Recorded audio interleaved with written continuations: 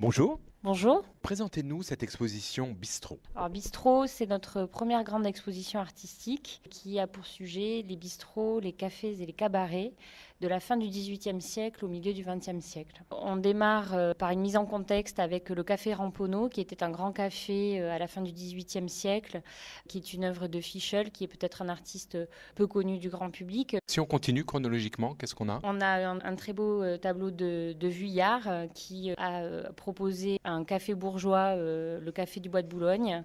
Et puis quand on continue un peu dans cette première section sur les atmosphères des cafés, qui est la section la plus importante, on montre notamment une œuvre de Camoin, Charles Camoin, qui est le portrait de la petite Lina.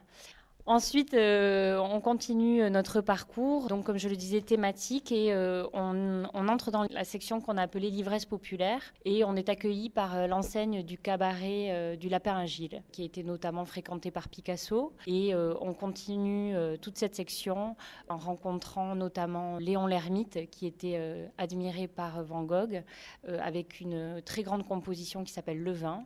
Et quand on continue la section, on peut voir des dessins de Picasso, une lettre qu'il a écrite à son ami Cocteau. On finit avec une grande section photographique sur la photographie humaniste, notamment avec Doisneau.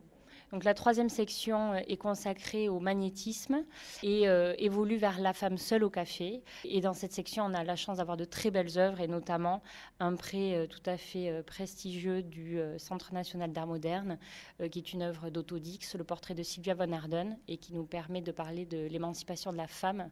On a une œuvre du début de Marc Rothko, au moment où il immigre aux États-Unis. Et c'est un petit portrait, et on voit qu'il a regardé Edward Hopper. Et c'est une œuvre qu'on a fait restaurer, qui est très peu montrée et qui nous a été prêtée par la famille de manière très généreuse. Et la Beat Generation pour finir? C'est la dernière section qui est la section consacrée, pour boucler la boucle, à l'artiste au café, avec un grand portrait de William Burroughs à Paris. Et on termine avec une section plus contemporaine. Donc on va un petit peu après le milieu du 20e, avec Georgi Mendorf, qui est un artiste allemand qui a utilisé le café comme une figure finalement qui lui permet de parler de la politique de son pays.